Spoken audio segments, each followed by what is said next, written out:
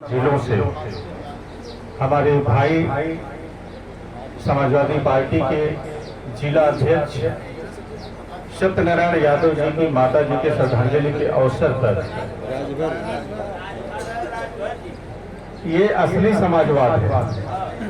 और इसी को समाजवाद कहते हैं। जोरदार तालियां बजाई यादव लगाने के लिए इनको, क्योंकि इन्होंने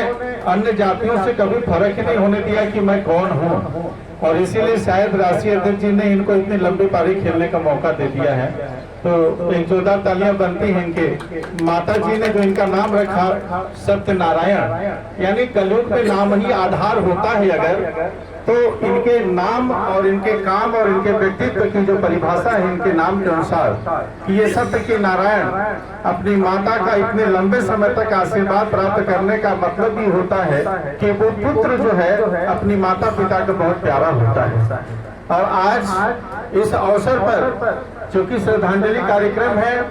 और हमारे बीच में तमाम महानुभाव पधारे हुए हैं, पार्टी के, अन्य पार्टी के, सामाजिक संस्थाओं के, अन्य पार्टियों से जुड़े हुए लोग जिनकी आस्था कहीं न कहीं सत्यनारायण जी के साथ रही है, और वो सब लोग अपनी भावांजलि और श्रद्धांजलि देने के लिए यहाँ पर आए हुए हैं। हमारे भाई मनोज डब्लू जी व्यक्तिगत रूप से रूबरू होने का अवसर तो बड़ा कम मिलता है, लेकिन इनके जो भाव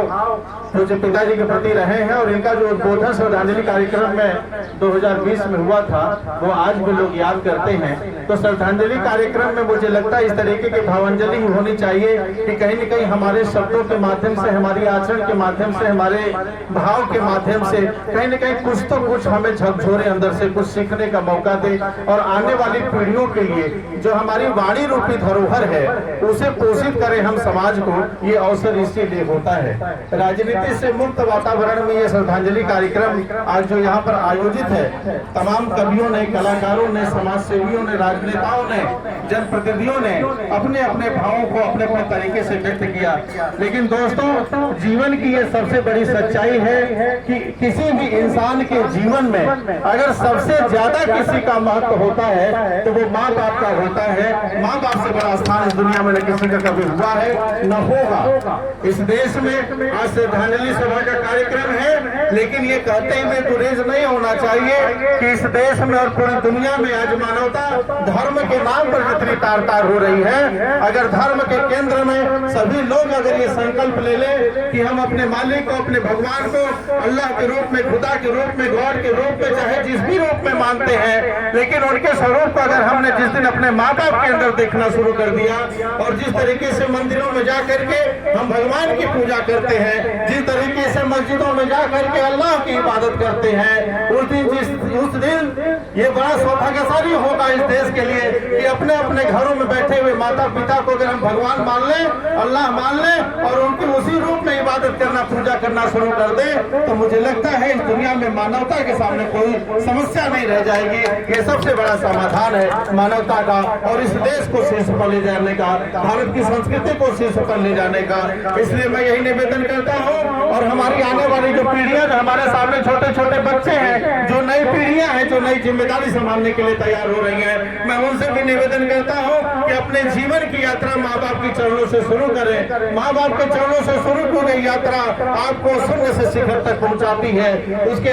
दामन में कभी दाग नहीं लगता जिन्होंने अपने माता पिता का आशीर्वाद प्राप्त किया है। आज बड़ा अवसर है, चंदौली की धरती हमारी भी जन्मभूमि रही है, और पूज्य पिताजी राजर्षि राजेंद्र प्रसाद यादव का आप सब लोगों ने शीर्ष संत बनाए राजनीति के क्षेत्र में। लेकिन मैं एक अनुभव शेयर करना चाहता हूँ कि जब राजनीति के दिनों में जब वो संघर्ष किया करते थे और सालों बीत जाते थे, उनका घर आना नहीं होता था, लेकिन 7 साल में कभी जब आते थे वो घर पर, तो अपनी माता जी यानी हमारी दादाजी के और हमारी दादी जी के चरणों की धूल अपने माथे पर लगा करके वो जाया करते थे। वो संस्कार हम लोगों ने देखा है, पोषित किया है। आज उस संस्कार को पोषित करने की आवश्यकता है, और मुझे लगता है कि माँ के चरणों के धूल से शुरू की गई यात्रा आपको जीवन में किसी भूल को भटकने नहीं देगी, अटकने नहीं देगी। आप जिस भी क्षेत्र में, जिस भी मकसद से काम करना चाहते हैं, जीवन के शीर्ष पर पहुंचेंगे। मैं इन शब्दों के साथ सभी का आभार व्यक्त करते हुए और माता जी के चरणों में श्रद्धांजलि अर्पित करते हुए ये कहना चाहता हूँ कि मौत का बेरहम इतिहास बदल सकते हो,